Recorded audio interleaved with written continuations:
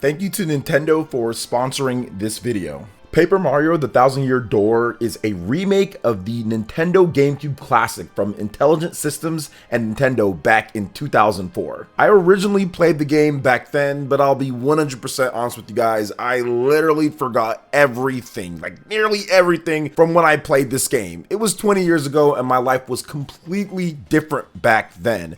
So when Nintendo announced that this epic RPG from the Fire Emblem developers was coming back with much better visuals and updates, well, I definitely got excited. Now, as many of you know, RPGs are my favorite genre, and Paper Mario: The Thousand Year Door, from what I remembered playing, was a fun RPG. Now, in this video, there will be no real story spoilers or gameplay spoilers, so you don't have to worry about any of that. Let's start off with what is the most important thing for me in any game: gameplay, the action command system. This is one of the easier systems to pick up and play, but I do think that there are some things that are hard to master, especially when you start getting into more of the in-depth mechanics of it. Now, you time up your button presses to get extra damage, extra jumps, extra spins, or whatever other type of thing that you're doing with your different characters in this game. And on the flip side, defensively, you can guard against attacks by timing up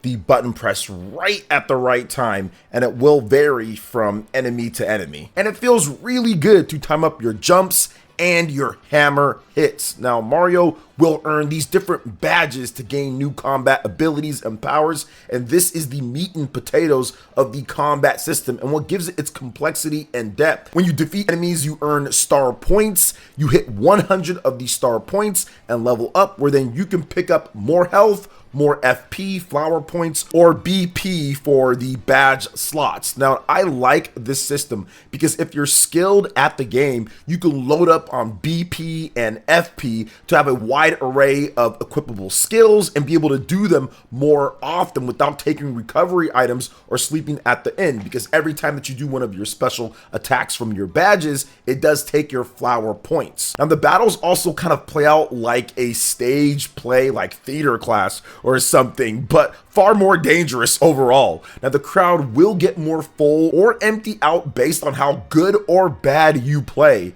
This is a cool mechanic because as you play, the crowd will fill up a meter that gives you access to special attacks that you earn during the story. These abilities can really get you out of a pinch depending on what you need at the time. If you need a big attack to wipe out everybody on screen, or even able to do an attack where you have to shoot stars to be able to fill up your HP and your flower points. Now, pulling off these stylish moves by tapping the A button in a sequence after your moves will get you extra meter, so it has like a nice rotation or more of like a flow of battle to where you're constantly saying, hey, I want to be able to use my special moves from the star meter so I can recover my health or do this really huge attack, but then at the same time I want to make sure that I'm constantly doing the stylish meter and constantly getting my jumps right and timing everything correctly so I can fill up my meter so I can have access to these moves once again. It's just a well-built system that really flows once you get going. Now, the partners in the game are just fantastic. The first two you get is a female Goomba named Goombella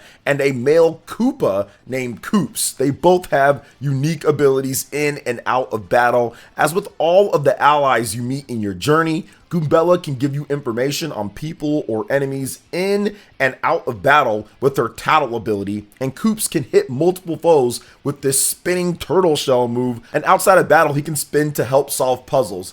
I especially love Goombella because she has such a sharp tongue, and the writing that they've done with her is just spectacular. She has the right amount of sass and jokes, and her tattle ability when she talks about the enemies that you target in on, some of that stuff is absolutely hilarious what she says. But then you can also kind of relate to Koops a little bit. He's a guy, kind of a bumbling dude that wants to prove that he's strong, to his girlfriend, and he's going off to avenge his dad at the beginning of the game. Then there's a big plot twist there, which is just super funny, and the way that it plays out. He looks like, oh man, I don't have any confidence, but he's actually pretty good once you get him leveled up and you see the abilities that he has. So I love that, and that's just the first 2 partners that you have. There are a lot more that you unlock, and it's just fantastic how it all actually works in. Now, another great aspect about this game is that you get these new abilities and allies that can help you with things that you couldn't get when you first went through the areas. It's almost like a light version of Metroid or a Metroidvania. For example, like an ability that lets you turn into a paper airplane, or changing perspectives to fit through thin areas. Your partners can also be powered up by finding these shine sprites that will get them new abilities, which can really help out when it comes to stronger attack power and even new moves. So the partners,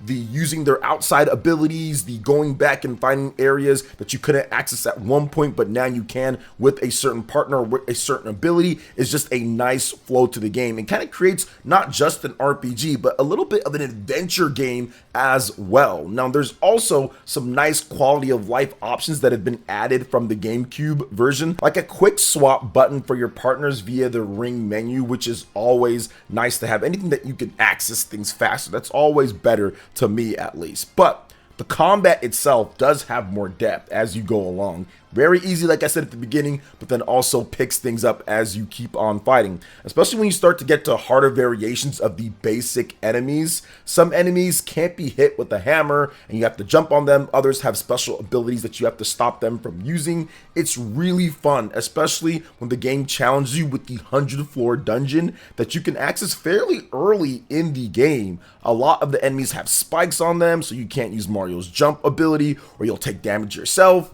I really love the badge system here because it does give you access to so many cool abilities that you're going to need if you want to fight at your best, especially in that dungeon. I was going down multiple layers and multiple levels, and it gives you actually pretty cool items that I think that you can only get there for the most part. So it's worth it to go down there and see how far you can get. But yeah, some of those battles got crazy intense, even times when you feel like, oh, this is the way to beat an enemy. They flip it on you and it's like, oh, wait a minute, no, you thought that was a good thing, but it actually ended up being a bad thing, and that enemy is now stronger at this point. So I love that about it. Like I said, simplistic on the cover, but ultimately it gets deeper and deeper as you find out different things in this game. Like, one of the things that I love with the badge system is the metal boots to where it gives you kind of like a really hard boot that you can just jump and destroy people with. It's just super fun to mix and match your badges, finding various star pieces to be able to find different badges and trade them in. It always seems like there's some type of secret or some type of new badge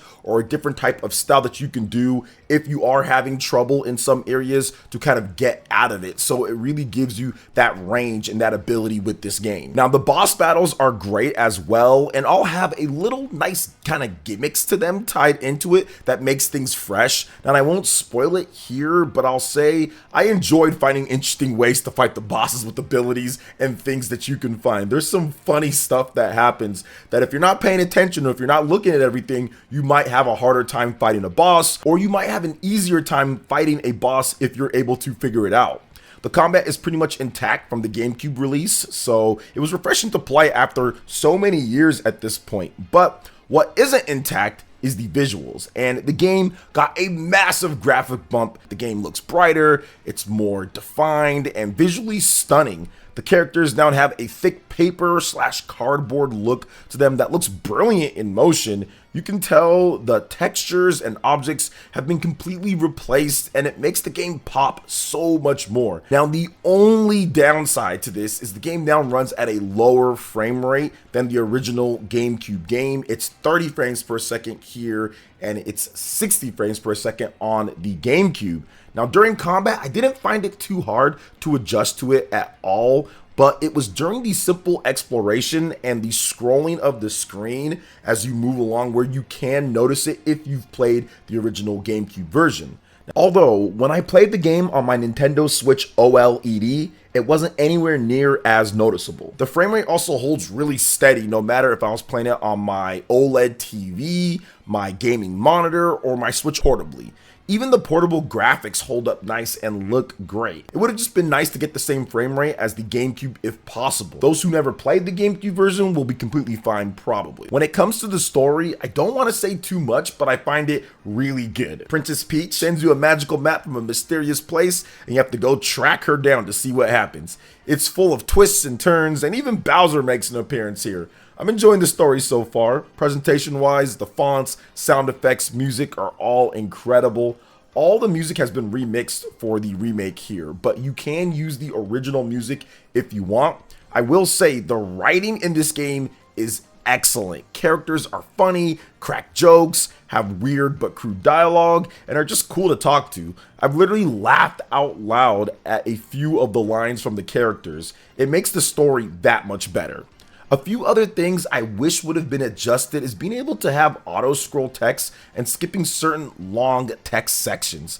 You can press the B button to go faster at times, but it would have been better if you can simply just skip it or have an autoplay like a lot of other RPGs. The star meter you get from the crowd also slows down battles at times a little bit. It's not a big deal and doesn't take too long, but the battle pacing could have been improved if the meter simply filled normally without slightly pausing the gameplay to show if it's filling up, especially when the meter's already full, so there's no need to really focus your attention on there. Overall, Paper Mario: The Thousand Year Door is an incredible experience with a good amount of length, secrets, collectibles, and awesome gameplay. There are a few things I think could have been better, like keeping the GameCube frame rate intact, some pacing with your star meter, some quality of life things with the text, but the positives fully outweigh the negatives and issues here to deliver easily one of the best games on the Nintendo Switch.